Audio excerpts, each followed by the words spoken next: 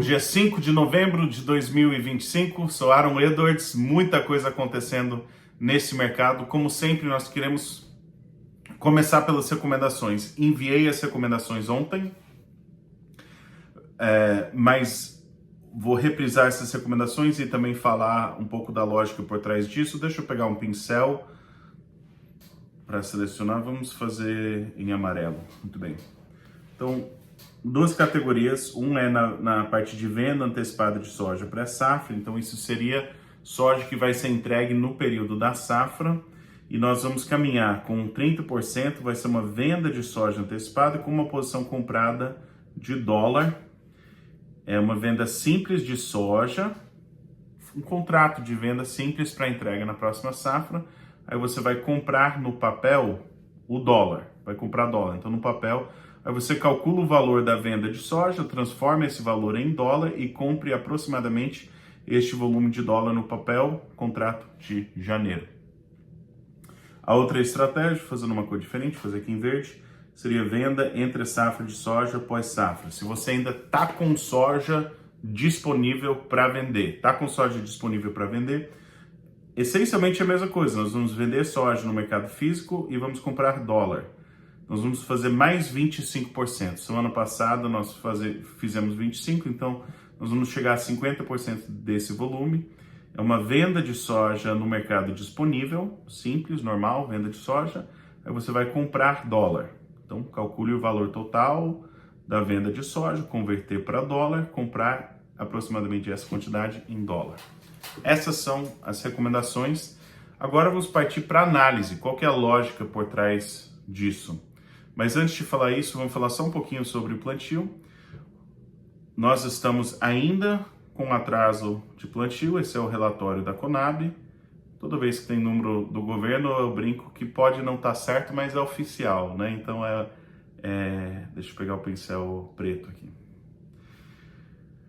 Média histórica para essa semana, ou na realidade, fim de 1º de novembro, seria, dos últimos 5 anos, seria 54,7% plantado, e até dia 1º de novembro a gente estava em 47%. Então segue ali entre 7% e 8% atrasado. Tiramos um pouquinho do atraso no Mato Grosso, tiramos um pouco do atraso no Mato Grosso do Sul, Goiás, mas eles ainda estão atrasados. Minas... Então temos esse atraso e também nós estamos começando por exemplo, Tocantins também está atrasado, todo Matopiba, exceto a Bahia, bom, o destaque é mais Tocantins e Maranhão, está um pouco atrasado o plantio. Do meu ponto de vista, e aí é sempre bom se você tem imagens da lavoura, fotos, vídeos, compartilhem, mas do meu ponto de vista, a área de safrinha de milho provavelmente está plantada, tá ok. Se eu tiver errado, na tua região é diferente, por favor, sinalize. Mas do que eu tenho conversado, do que eu tenho estudado, provavelmente a área de safrinha tá ok. E chegando chuva, a produtividade e a área de soja não deve estar comprometida. Então, do ponto de vista fundamentalista, mesmo com a soja atrasada, eu não vejo motivo de um ajuste para baixo na produção brasileira, pelo menos não até agora. Deve ainda ser uma grande safra de soja no Brasil. E também não vejo ajuste para redução de área de milho safrinha. Se sua opinião na sua região é diferente, eu quero saber, porque esse contato próximo com o produtor soma. Então sempre estou perguntando, sempre quero saber a informação na sua região, ajuda. Falando sobre o dólar, queria mostrar primeiramente o câmbio. Então a gente vê que é um câmbio que está pressionado, já há muito tempo está pressionado. Se você vem seguindo, você sabe que a minha opinião, praticamente desse período inteiro, tem sido eventualmente esse câmbio vai subir. Isso tem sido a minha opinião, mas a gente está com esse câmbio lateralizado e para baixo e está pressionado. Tem uma mudança que é interessante, que não é no câmbio, mas é no índice dólar. Ainda não foi sentido no câmbio, mas já está sendo sentido no índice dólar e eu queria mostrar isso, que confirma um pouco essa tese. esse não é o câmbio entre o real e o dólar, mas é o índice dólar. Quanto que vale o dólar frente a outras moedas? E ao longo daquele período ele vem lateralizado e para baixo, de forma geral. Recentemente, se a gente olhar do meio de setembro até o começo de novembro, vou até fazer uma outra cor aqui, vermelho.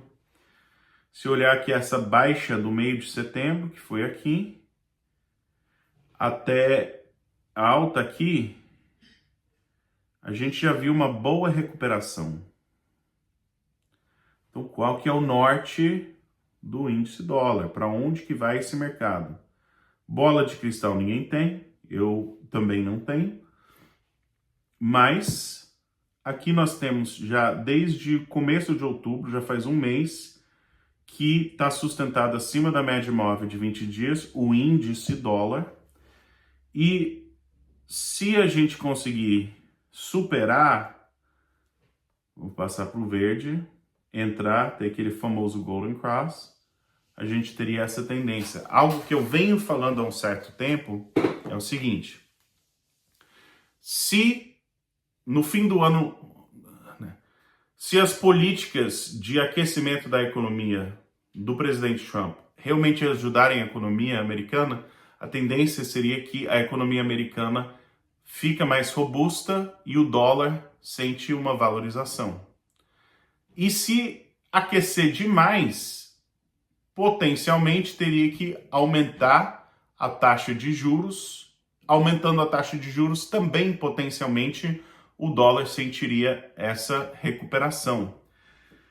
E no meio do ano, quando o dólar parou de cair, entre julho e setembro, ele ficou assim, sobe, desce, mas parou de cair, ele ficou lateralizado. O que a gente viu foi, no primeiro semestre, o presidente Trump parece que não estava preocupado com o valor do dólar. Chegou num patamar baixo e até mesmo em entrevistas de alguns conselheiros econômicos dele, falou: olha, tome cuidado que a gente precisa de um dólar forte, um dólar confiável, e mudou a retórica, mudou algumas medidas, estabilizou o dólar. Agora a gente está vendo o que, ao meu ver, é uma recuperação no valor desse dólar natural. E aí segue a pergunta: a gente não sentiu isso no câmbio ainda, entre o real e o dólar, mas se o índice dólar valorizar, o Brasil vai conseguir continuar com uma taxa de juros alta, uma política de taxa de juros que incentiva a valorização, ou em algum momento vai ser um remédio amargo que vão ter que retrair a taxa de juros, tirando esse incentivo de taxa de juros? Será que o real realmente mantém seu valor frente ao dólar? Se a economia americana está crescente, está forte, será que o real vai conseguir acompanhar essa valorização? Ou será que vai ter um tropeço ali e a gente vai ver um câmbio ficando mais leve? Continua sendo minha opinião que a gente deve, entre agora e fim do ano, ter um câmbio mais alto, só que esse fim de ano está chegando e ainda não aconteceu essa movimentação cambial.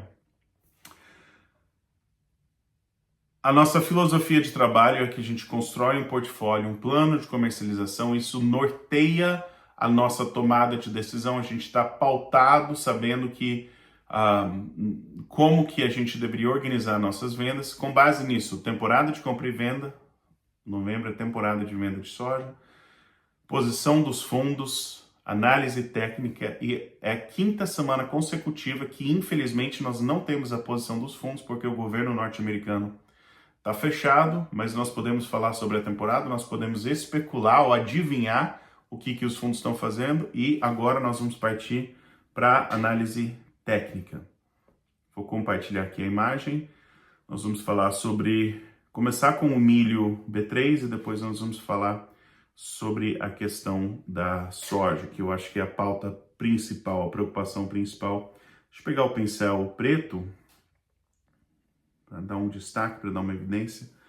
Se a gente olhar a grosso modo, a gente teve essas altas no começo do ano, vendas agressivas foram recomendadas, chegou o período da safrinha, estabilizou esse mercado, e nesse se olhar esse preço mediano, nesse patamar de preço, quem acompanha sabe que eu estava recomendando trocar inventário físico por papel, se precisava, ou se dá para segurar o milho, vamos segurar. Aí a gente teve esse aperto de coração, vou até fazer aqui uma cor diferenciada, esse aperto de coração aqui, que o milho caiu. Para algumas pessoas, digamos que incentivou quem perdeu o momento de entrar aqui para fazer algumas compras nesses patamares mais baixos. E agora nós estamos aqui dentro do meio dessa faixa de negociação novamente. É onde nós estamos negociando bem aqui. Para mim, o mercado de milho ele é uma movimentação extremamente normal do mercado de milho. Aqui é a temporada de venda, aqui é a temporada de compra e provavelmente nós vamos ter, pegar o verde, provavelmente nós vamos ter, ao nos aproximarmos de dezembro, uma elevação desse preço. Vai para 75, vai para 80, vai para 85, vai para 90, nós não sabemos. Mas provavelmente esse preço do milho vai recuperar chegando na temporada de venda. E ano passado, até se comparar, por exemplo, o preço em dezembro estava por aqui. Aí subiu muito até fevereiro, março, quando teve aquela forte movimentação de alta. Então, só porque a temporada de venda de milho começa a partir de dezembro. Menos que um mês, já vamos estar ali, como, digamos, com sinal verde, ali, o pisca falando, vamos vender milho. Mas por hora, sou a favor de manter posição comprada, se não fez posição de compra, né, entrar comprado. Estamos bem no meio dessa faixa de negociação, posição comprada, digamos, chata, demorada para ela voltar, né? Alguns de vocês tiveram um ajuste aqui que não foi nada agradável, mas se seguraram a posição, devem estar de volta no 0 a 0 ou no lucro. Então, vamos nessa. Então, falando de milho, vamos agora falar de soja. Eu vou começar pelo contrato de janeiro da B3 e depois nós temos uma pergunta sobre esse contrato. O contrato da B3 ele é um espelho do contrato de Chicago. Você vê que ele tem menos liquidez aqui para trás, por ele não ser de Chicago, ele opera menos. Mas quando a gente se aproxima do vencimento, como por exemplo aqui, já começa a ganhar uma certa liquidez. Aqui já tem uma liquidez quase como muito similar à liquidez já de Chicago, já tem uma liquidez mais operável, mais robusta, possível de operar. Ficou o gap no mercado, isso em todos os contratos da soja. Se eu não me engano, isso foi segunda-feira passada, 10 pregões atrás. No pregão, já aquele domingo à noite, já abriu em alta, o Trump estava na China, já decolou. E aí, quem acompanha sabe que naquela terça-feira, depois eu recomendei vendas, e agora nós estamos aqui, uma semana, 8 dias depois, recomendando mais vendas. A pergunta, essencialmente, eu vou dar a resposta da pergunta depois do resumo, mas vendi, tô com chamada de margem dessa posição, dessa posição, dessa posição, dessa posição. Aí você vende, sobe, vende mais, sobe, vende mais, sobe. Você está com a chamada de margem e dá aquele medo. Se essa soja vai para 12, Chicago, né? Caramba, eu tô vendido. Será que eu fiz bem? Tô com chamada de margem, deixei de ganhar. A pior chamada de margem para produtor que dói mais é você vender, ficou mais alto, você tá perdendo dinheiro, aí vendendo mais caro, falou, poxa, eu deveria ter esperado um dia, 2 dias. Na minha experiência, e aqui que está a disciplina do plano, Se a gente pegar um preço médio de venda desse patamar, vamos falar que o preço médio de venda está entre 24 e 24,50, ou sei lá, por aqui. Preço médio de venda nesse patamar ele é o melhor preço do ano todo. Você ter um preço melhor de venda do que o ano inteiro, dói muito você olhar para essa fatia aqui em cima e falar, poxa, eu poderia ter ganho isso daqui. Isso dói emocionalmente, mas pragmaticamente, nas últimas 2 semanas você teve chance de fazer as melhores travas do ano. Então, agora, para mim, é um momento de coragem. Travou? Travou mais? Travou mais? Travou mais? Vamos segurar a posição travada. Os percentuais da recomendação já foram dadas, né? Se ainda não chegou nesse percentual, tem sinal verde para vender mais. Raramente nessas altas o arrependimento é vender demais.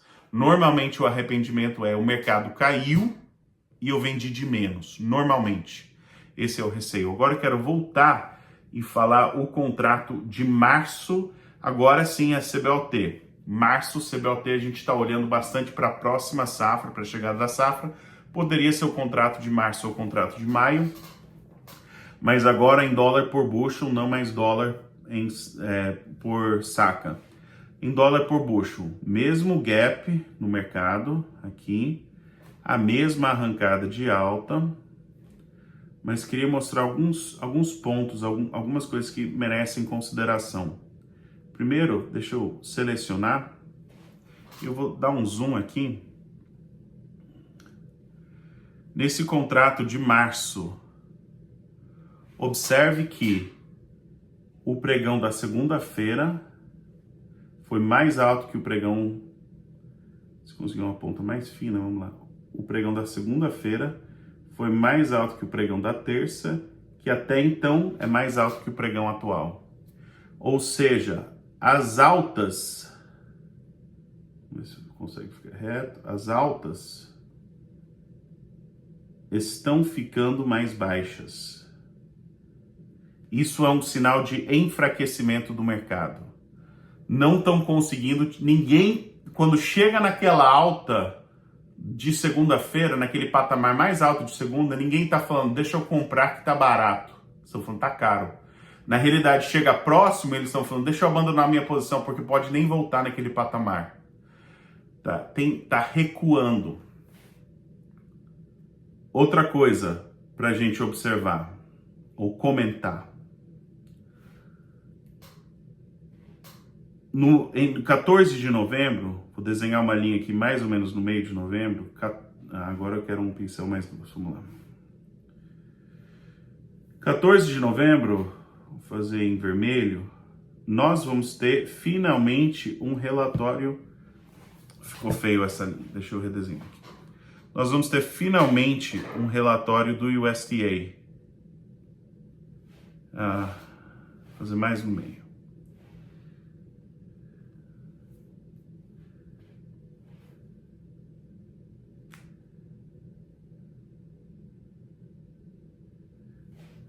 Dia 14 de novembro nós vamos ter um relatório do USDA. Normalmente, nesses relatórios, o mercado quer ficar sentado em cima da média móvel de 20 dias. Ele quer não ter opinião de alta ou de baixa. Então, vou desenhar alguns cenários. Se o mercado continuar em alta, aí a média móvel de 20 dias tenderia a aumentar, mas aí você não vai ter esse casamento que o mercado ficou na média móvel de 20 dias. Se o mercado lateralizar, vou fazer aqui de preto, o mercado lateralizou, a média móvel não vai chegar nesse patamar. O mais provável, na minha opinião, é que a gente vai ter um mercado, uma média móvel que está subindo e um mercado que cai, vou fazer até em vermelho, que cai de encontro com essa média móvel de 20 dias. E aí a grande pergunta vai ser, no dia 14, daqui a menos que 10 dias, a gente está, se tiver em cima da média móvel de 20 dias e tiver com, será que é uma oportunidade para comprar, porque a gente vai para 12, ou será que é uma oportunidade para vender, porque acabou a festa? Também outra possibilidade é que a gente tenha uma queda atualmente, ficou esse gap no mercado. Então, a soja, ela pode cair rapidamente. A gente pode ver um ajuste para baixo e aí essa média móvel dá uma virada aqui e a gente fecha esse gap e fica ali, né, abaixo dos 11 já logo, até o fim dessa semana, o começo da semana que vem, de forma que o gap foi preenchido, a média móvel de 20 dias, mas tudo isso é para falar que eu estaria bem mais nervoso como alguém comprado soja no momento atual do que como alguém vendido soja. Para encerrar, vamos fazer aquele resumo que a gente faz das recomendações, o porquê por trás das recomendações. E aí nós temos uma pergunta que eu acredito que até já tenha respondido, mas vamos passar ela mais uma vez. Compartilhando aqui a tela. Nós já falamos das recomendações, então vamos lá para a temporada de milho. Em Chicago é neutro. Temporada em Chicago para soja é temporada de venda. Risco climático no Brasil e olha, tá tendo atraso de plantio, falta de chuva em algumas áreas. Tendência da chuva do milho é de alta. A tendência da soja em Chicago também é de alta. Por que a tendência de alta se eu acabei de falar que vai cair? Porque tendência, se está acima da média móvel de 20 dias, está em tendência de alta. Para mim, é muito fácil responder essa pergunta. Acima da média móvel de 20 dias, tendência de alta. Abaixo da média móvel de 20 dias, tendência de baixa. A temporada para o milho no Brasil é neutro. Para a soja, temporada de venda. Estamos em novembro, temporada de venda. E o que a gente está fazendo? Está vendendo soja. Está na hora certa de vender soja, a gente está vendendo soja. O preço em reais não está tão atraente, mas o preço em dólar, o preço na bolsa é o melhor do ano todo. O preço em dólar está forte, mas para a safra nova fica um pouco mais fraco, ajustaram o prêmio. Então, para mim, o preferível é garantir Chicago, que a gente fez semana passada. Agora, essa semana, a gente está fazendo venda dolarizada. A gente está vendendo no mercado físico, garantindo isso. Se tudo correr bem, se o prêmio vai melhorar, a gente tem mais soja para vender, mas a gente está vendendo soja. Comentário de basis, o mercado físico. O prêmio no Brasil para a soja caiu praticamente na mesma medida que a soja em Chicago subiu. O mercado físico de soja nos Estados Unidos tem sentido uma ligeira recuperação, mas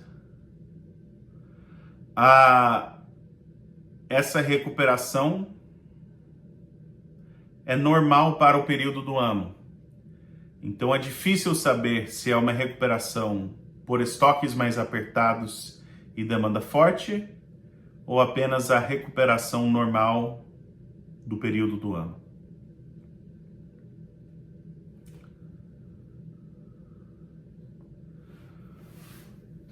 O câmbio entre o real e o dólar ainda não se movimentou a favor do produtor, mas o índice dólar já recuperou bastante de suas baixas em meados de setembro.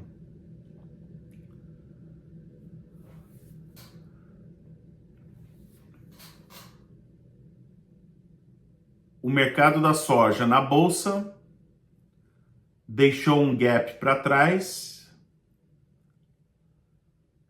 e a soja está negociando bem acima da média móvel de 20 dias. Um ajuste para baixo seria uma movimentação muito normal desse mercado.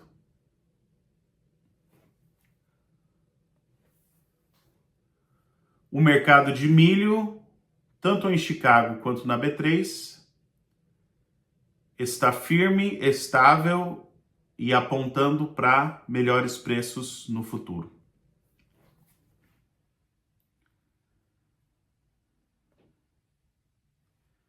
E agora vamos para a pergunta. Estou vendido e pagando ajuste, continuo vendido, vendo mais. É muito que nem eu falei, a psicologia de você vender, o mercado subiu, já fica aquele arrependimento de, poxa, se eu tivesse esperado teria um preço melhor. E em cima disso tem que fazer o ajuste diário, mas a estratégia para mim segue. Vendemos semana passada, subiu, vamos vender mais. E se subir mais, eu vou estar tentado a vender mais. Eu ainda acredito que o mais provável é que nós estamos vivendo uma chance excepcional de mercado que deve ser aproveitada para fazer vendas, não travando o câmbio. O câmbio não está legal, o preço em reais não está legal, mas uma combinação de travas na bolsa e vendas dolarizadas é uma estratégia coerente, na minha opinião. Ótimo resto do dia, ótimo resto da semana. Até a próxima.